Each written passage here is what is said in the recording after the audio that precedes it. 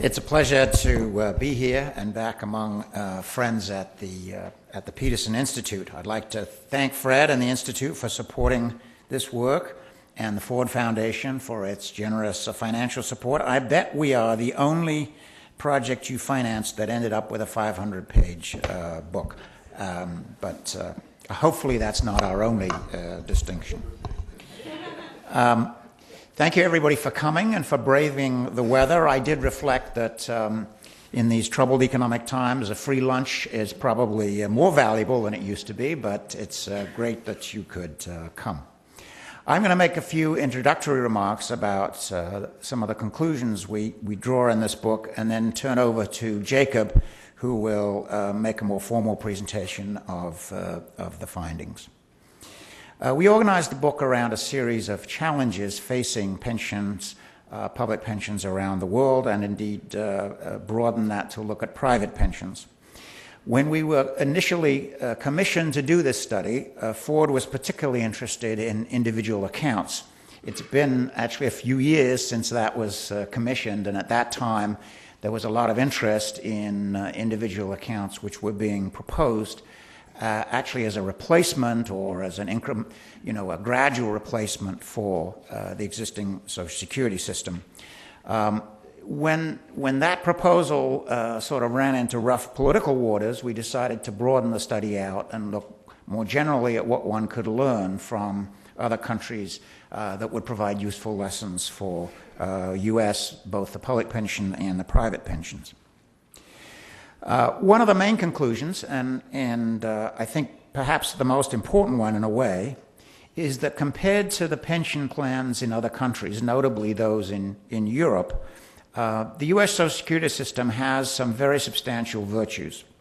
It's not large in the sense that, comparatively speaking, it doesn't provide the kind of level of income which would discourage certainly higher wage or higher income families from doing their own saving. So while it probably does have some incremental effect in reducing national saving, it's not replaced private saving. Indeed, the U.S. has one of the largest stocks of wealth in private pension funds around the world. That's less true than it was when we wrote the book, but it's still true today. It does have a fiscal challenge in the sense that revenues will fall short of outlays in the next several years, and the trust fund is on schedule to be exhausted by about 2041, I think it is. But in terms of that fiscal challenge, it's again in much better shape than many of the other countries that have public pensions, which have made those the sort of centerpiece of retirement, have provided relatively high replacement rates, but by and large, with some exceptions, have not accumulated trust funds behind those pension plans that would pay out, and are consequently facing very large challenges. And in fact, so large it's been very hard to meet them because of the political opposition. In Italy, for example, they did institute a pension reform, but postponed most of the effects way off into the future, so that they didn't get any political unrest from the people that were either in retirement or near retirement. I think another virtue of the U.S. plan is that it does not unduly discourage work effort by people over 60 or 62, the earliest retirement age. It is roughly, not completely, but it's roughly neutral with respect to retirement age. The pension you receive from Social Security, as you know, rises with the age of retirement up to age 70. So that it's different than a lot of European plans, which tend to encourage early retirement. And in fact, in many other countries, early retirement has become much more prevalent. So many of them have sort of official retirement ages of 65, but then they have special early retirement programs which apply often to public sector workers, or if the auto industry is restructured, people are given an early retirement to make that kind of restructuring easier.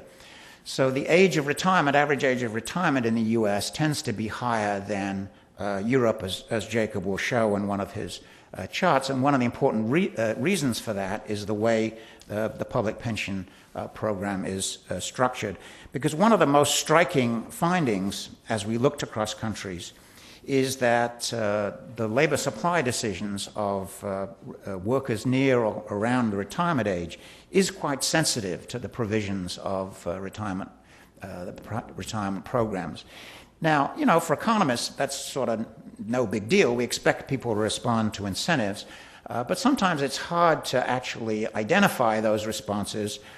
They don't seem to be as clear as economic analysis would make you think. But in this case, it was quite striking that those countries that provided incentives for early retirement, economic incentives, did see substantially greater early retirement. So people respond to the way you structure the system. Now let me turn to the individual account issue, which I think is still very relevant for the reason that I'll describe, or that are described in the book. So the good news about Social Security is that while it does have a shortfall in funding, it's not as large as most countries, and it doesn't, in our view, hugely discourage saving.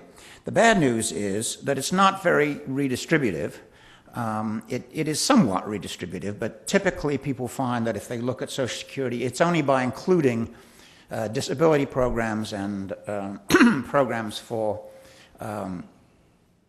orphans or people left behind, dependents, excuse me.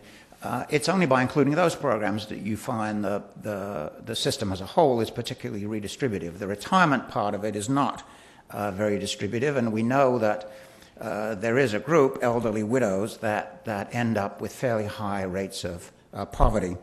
So one of the things that's missing in our current Social Security program is this support of income for relatively low-wage workers. The average benefit is relatively low, and for people who've been low-wage workers, it's really a surprisingly small amount to live on.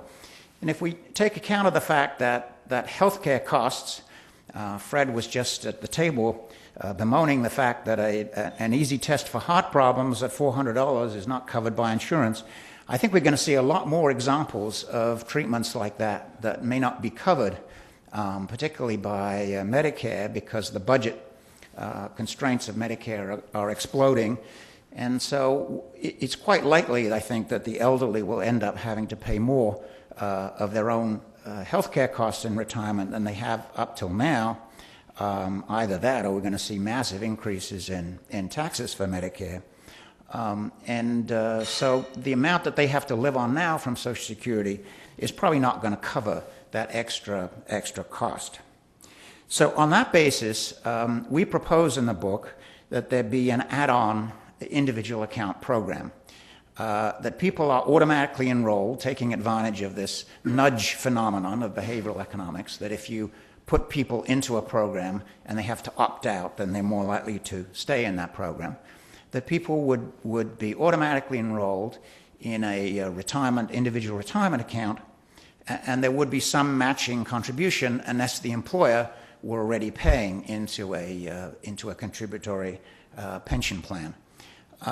Now, what about the design of that, and what do we learn from other countries?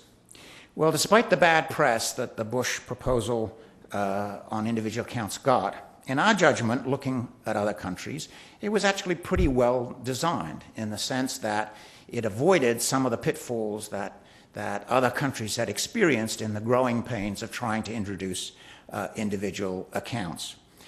Just to give an example there, in Australia, you're allowed to take your retirement as a lump sum. And there's also a minimum payment to elderly folks. So people in Australia, while they have these individual accounts, a very large fraction of the people take the money out at the earliest age they can. They then live on that money or use the money to pay off their mortgage or their credit cards, and then when they get to the statutory retirement age, they go in and say, I'd like the minimum benefit, please, because I don't have any money left in my retirement account. So people are sort of gaming the system, and by having this lump sum distribution without any great penalty, they're able to do that. So there are a number of other things that we found that we mention in the book. There were aspects of the design of that program that we thought clearly people had looked at what had happened in other countries and had designed a program that avoided some of those problems. So we think an add-on program would be a good supplement to the existing Social Security, not the way, you're not replacing Social Security, but as something that automatically people were enrolled in unless they decided they didn't want to be part of it. Now, the other thing that we talk about, and Jacob will probably talk more about this, is that we do have some proposal to solve the funding crisis. Or I shouldn't say crisis, having said it's not so bad, I shouldn't call it a crisis. But the fact that revenues are not going to grow in line with payments out, particularly as the baby boom generation is starting to retire. And the first baby boomers are actually collecting Social Security now, so that the future is now on that one. Well, if you want to solve that fiscal shortfall, you've either got to raise taxes or cut benefits or some combination of the two. And so such proposals, you can look in Peter Orszag and Peter Diamond book, for example, and they propose a balanced mix of increases in taxes and cuts in benefits. We took on the issue of if you're going to cut benefits, how would you do it? I don't myself necessarily have a strong position as to whether you should mostly raise taxes or mostly cut benefits. I think you could do it either way. But given how allergic people in the U.S. are to raising taxes, I think it was helpful for us to put a proposal on cutting benefits on the table. Now, given that as I already said, the program is not terribly redistributive, I don't think you should cut benefits across the board, and we oppose that. In fact, you may want to increase benefits somewhat for the lower income workers or for the elderly widows who don't have enough to live on. So that leaves you with the choice of cutting benefits for upper income folks. And as you know, Pete Peterson, after whom this institute is named, has proposed, he sort of said, well, I don't need Social Security, why should I be paid Social Security? I noticed that his picture is on the front cover of Nation magazine with the comment that he's going to loot Social Security. I think that's a pretty unfair comment, as I'm sure you do, Fred. I don't think he's going to loot Social Security, but I think he's right that what we need to do is to cut benefits for high-income folks. Now, how are you going to do that? And we propose that you should do it in a way that kind of integrates Social Security more closely with private pensions, which, as we said, are very large. And in particular, there are a lot of tax breaks given now to the private accumulation of pension wealth, which can often is passed on then to the next generation. So it's a general accumulation of wealth. And we found in this cross-country comparison that it's very striking how much more that is the case in the U.S. than it is in other countries. Other countries don't have the same kind of tax-preferred saving programs, pension programs that the U.S. does. So what we propose is that when you deduct a employer pension or a 401k, you're given a tax deduction on that. We think that should be recorded, and you should, not necessarily dollar for dollar, but you should get a modest reduction in the benefit you're going to get from Social Security as a result of having taken advantage of that tax break. All right, let me stop there. As I said, I was intending only to introduce this and turn over to Jacob, so let me now do that, and Jacob will take over.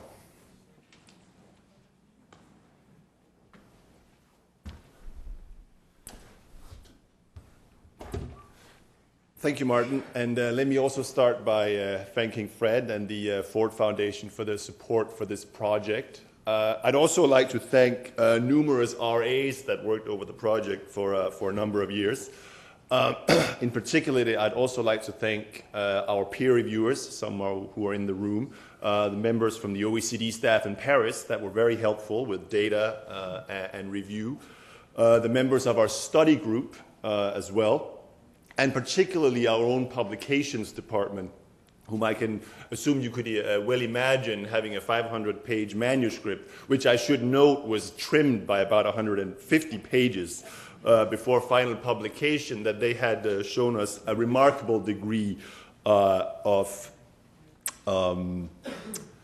patience. But I think at the outset, it's probably useful. This is just an outline of my what I'm going to talk a little bit about. I'm going to skip some of these issues because Martin have already talked about it. But I guess the main thing that is point number 6. Given that we are in a crisis, and this book was written largely a pre-crisis, I think it is important that we try to do a little bit of a sort of stand back and look and see, okay, how do some of our findings actually play out, or how have they stood up given recent economic events?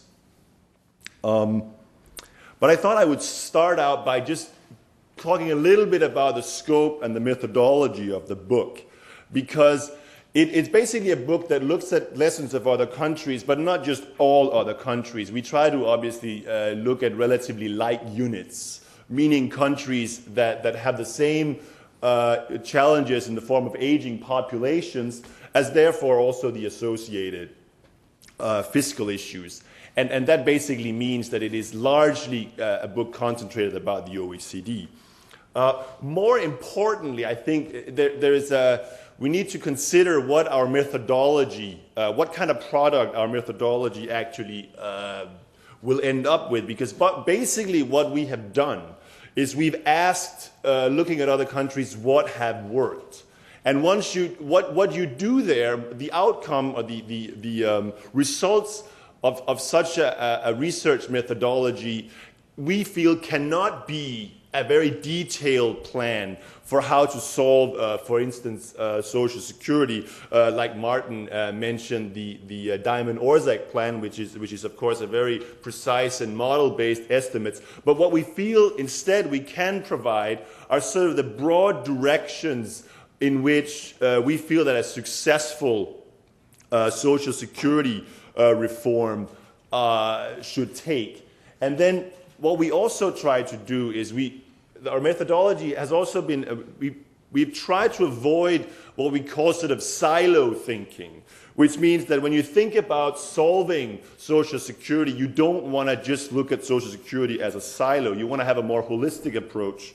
You want to take into consideration the other institutions of retirement income security that exist today in the United States. And this is, for instance, things like state and local governments, corporate private pension savings, the effects of the tax system on these matters, because there's a very large degree of path dependence in these kinds of reform efforts. So you simply cannot reform or hope to reform Social Security without taking these things into consideration.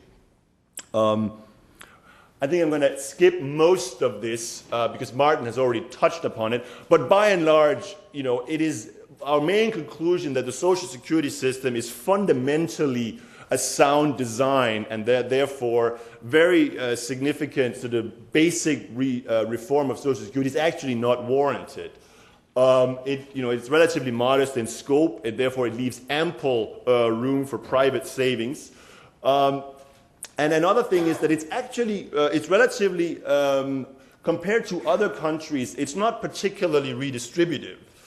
In fact, in the basic benefit formulation, which means that the way we see it is actually that looking at other countries, there doesn't seem to be much support for an argument that says that if you increase the redistribution inherent in the Social Security, that's going to undermine political support for the general program. That hasn't happened in other countries, and therefore we don't necessarily think that that's going to be the case in the United States either. Another thing is that Social Security was reformed quite comprehensively in 1983, which relative to other countries was very early, and the 1983 reform was basically in many ways a very sound reform. It avoided many of the pitfalls that you actually saw play out in particularly European countries up until very recently with very low retirement ages, for instance. And I think it's also important, and this comes back to this general issue, that, as Martin said, this is not a crisis. The Social Security is not facing a crisis. And one of the things in which you can see that is that actually, even when the trust fund runs out, that doesn't mean a total collapse. It means, it has some very significant implications. It means automatic benefit cuts for retirees at that time. But unlike in many countries where essentially an unreformed benefit system would lead to a sovereign default in the most extreme case, that's actually not the case in the case of Social Security.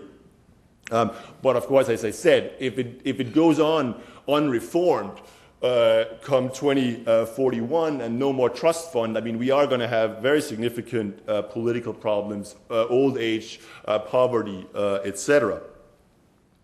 But returning to this issue of the role of private savings in the U.S., and as I said, Social Security being modest leaves very ample room for this, which raises this sort of interesting issue that the U.S. traditionally being a low savings economy, but actually when you look at the general level of assets earmarked for retirement, that's actually not the case. So you have sort of a stock and a flow issue.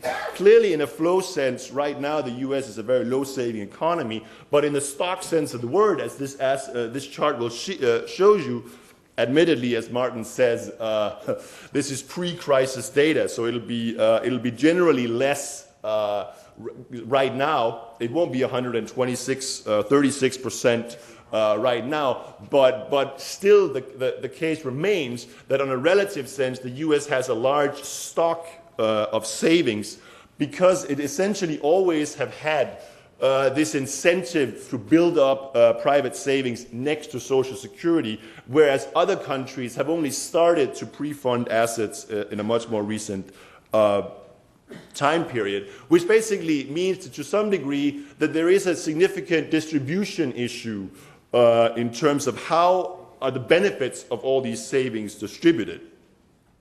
The next thing we wanted to look a little bit at is this effect of the tax system. Because one thing that becomes immediately clear when you compare how pension benefits, for instance, are taxed around the world, is that the United States has a very low level of taxation of its benefits. I mean, it used to be 50% of Social Security benefits. Now it's gone up to 85% over certain thresholds. But still, as you can see in this chart, compared to other countries, it's a lot lower than is the case in particularly, as you can see, in Scandinavia, where the issue is that actually up to 50% are clawed back in direct and indirect taxes. So what this means is, of course, that while Social Security in many ways is relatively modest in costs, in an after-tax sense of the word, that's actually less true. It is decisively less modest in an after-tax sense. The second correction that we try to do is, as Martin said, is to look at the effects and the implications of factoring in the cost of tax breaks. And that's what this admittedly slightly complicated chart does. But what the black bars indicate is the gross level of expenditure on public pensions, which in the US would be SSI and Social Security benefits. And then the white bars adjusts for the effect of taxation. So that's the after-tax base. And then the green part of the bar institutes the level or the cost of tax breaks provisions towards retirement, which in the U.S., according to the budget, runs in at about over $100 billion every year. And what you can see is that actually when you make this kind of adjustment, looking at the sort of after tax breaks cost of Social Security, well, actually the expenditure in the United States is considerably higher than what many people would probably believe. I mean, it's actually higher than in, for instance, Canada and a number of European countries. And it has the implication, and this is important because, as Martin said, there are not many countries that spend as much money on tax breaks as does the United States, but there are some that do, which you can see by the size of the green bars. But it's important to note that these countries that do that, which are overwhelmingly other English-speaking countries, they also have very considerably more redistributive public pension systems. So, for instance, countries like Australia and Ireland are far more. I mean, Ireland is a pure flat rate system, which is far more redistributive than Social Security is, which again leads us coming back to the ultimate implication or the ultimate suggestion that we have for solving the solvency crisis by linking the tax breaks with Social Security. This is a very large part of that analysis. Turning a little bit to the sources of old age income, this is a chart that probably will be known to many of you, which basically shows that you have to get very high into the income distribution to basically find people benefiting in a general sense from any other type of income other than Social Security, which of course immediately tells us that this idea of across-the-board benefit cuts is just not particularly palatable. But at the same time, but it also shows us that the benefit of tax breaks in the United States, the benefit of these over $100 billion spent on an annual basis is disproportionately going to the upper income Americans. And that, again, we feel have very significant distributional impacts, which ultimately leads us to the kind of proposal for reform that Martin discussed earlier. And one of the things that we were actually quite struck about was that we discovered that the United States is the only country in the OECD where the income inequality for old people, meaning 65 and above, is actually higher than it is for the working age population, despite the fact that the overall level of income inequality in the US is obviously much higher than in other countries in the OECD. A little bit about the labor market. As Martin said, one of the general great things about the Social Security system is that it's actually not introduced or encouraged excessively low retirement ages. But nonetheless, you still in the United States have seen a decline in the effective or the actual time at which people leave the workforce over the last little over a generation or so. This data goes back to 1970, and as you can see, both for men and women in the United States, where it used to be in the very high 60s, it's now into the range between about 63, 64. That's not bad at all, but it's nowhere near as good as, for instance, Japan, and it's a lot better than, for instance, Italy, which raises this other implication that what we spend a lot of time debating in the book is that in many ways, bluntly put, both Japan and Italy are sort of regarded as demographic basket cases, frankly.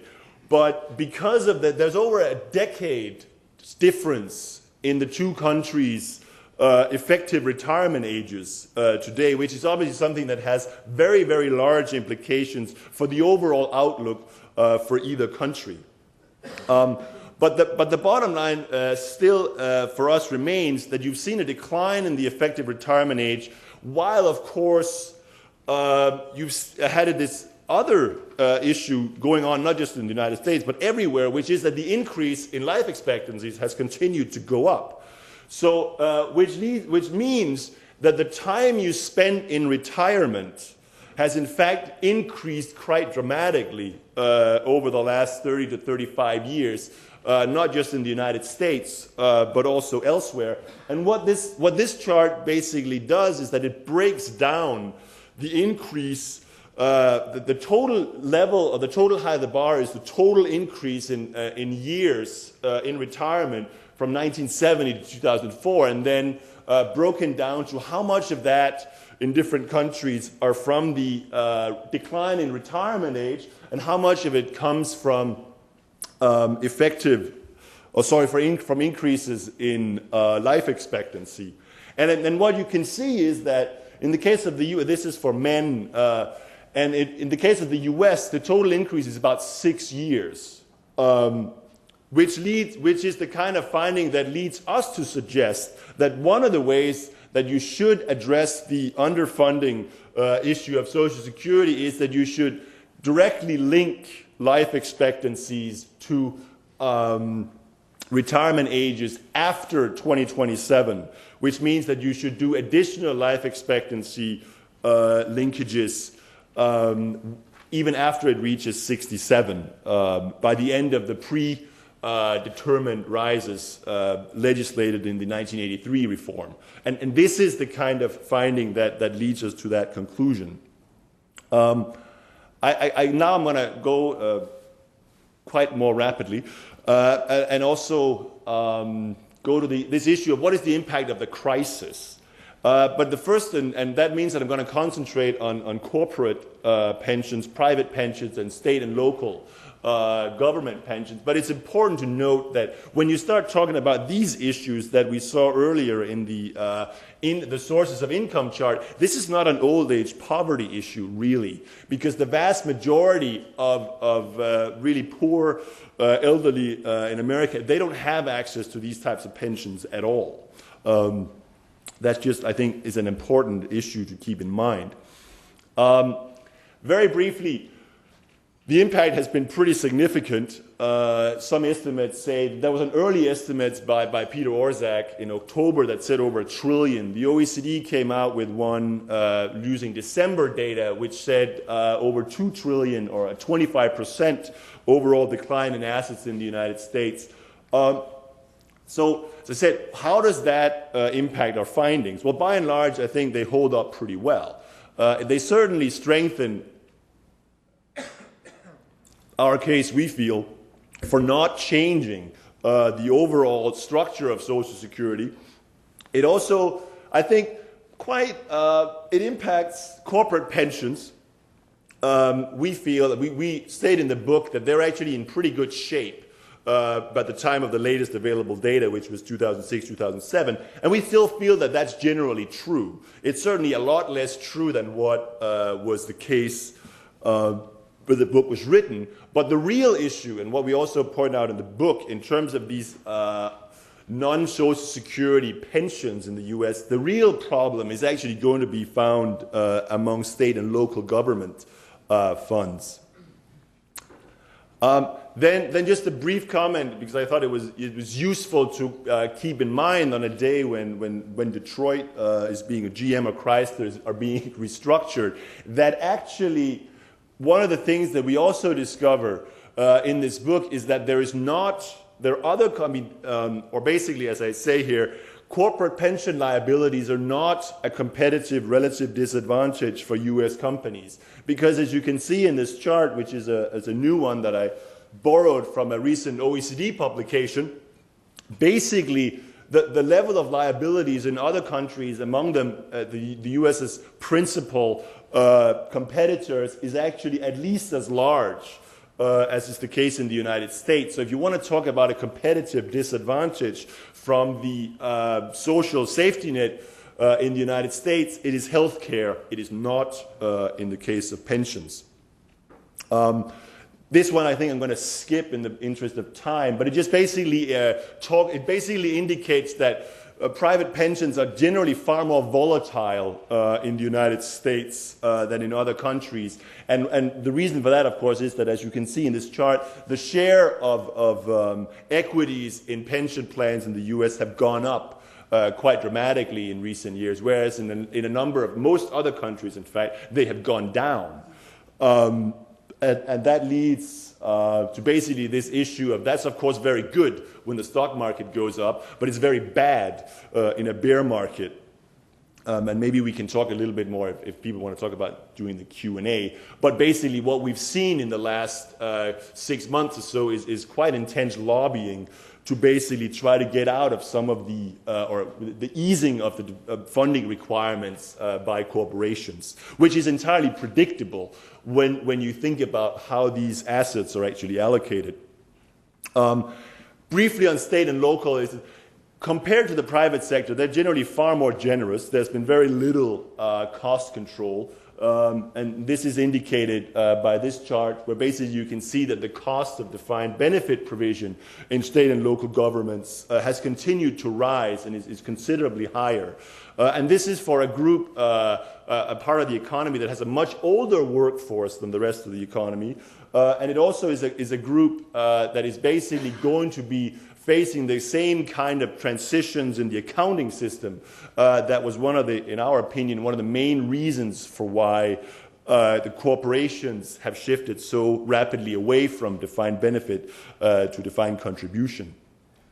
And as we said, it's really here that the big impact we feel on the pension systems is going to come from the crisis, because this is what this table gives you is just a pluck out of the sort of worst case scenarios or the worst funded state and local government plans. And this is at the end of 2006, which is essentially close to the peak of the stock market. So this was about as good as it got for many of these plans. And it's clear, given the declines that we've seen in recent months, if you go into this crisis, in the case of West Virginia's teachers' retirement system, with less than 20% funding, well, then you are going to have a very significant problem. And one of the things that we discovered from other countries is that this issue of the politics of unequal pensions typically plays out in a way that reverts to the mean, which basically means that what we would predict from this and what the book predicts is that the way that state and local governments are going to get out of this bind of either having to raise taxes, cut other expenditures in order to fund their pension funds is by cutting benefits for these worker groups throughout the country. And that takes us basically to an overview of our reform proposals. I'm going to be quite brief. But basically, as Martin was describing, we propose to cut benefits for the top income groups by linking it more directly to these groups' usage of personal tax breaks in order to basically, we feel, avoid that these people get the benefit once, but also get, so they have their cake and eat it as well.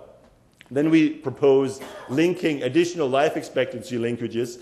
And then, as Martin says, if there are additional shortfall of funding, we're not adverse to increasing revenues. And then finally, we certainly do feel that we need to boost the possibilities to save for low-income groups. I mean, it is striking. One of the things we find in the book is also that over about a third of Americans have no retirement savings whatsoever, which is clearly a problem that we feel should be addressed. And the appropriate way to do it is by having an add-on system of private accounts. And I think with that I will close, and we will be happy to take any questions you hopefully have. Thank you.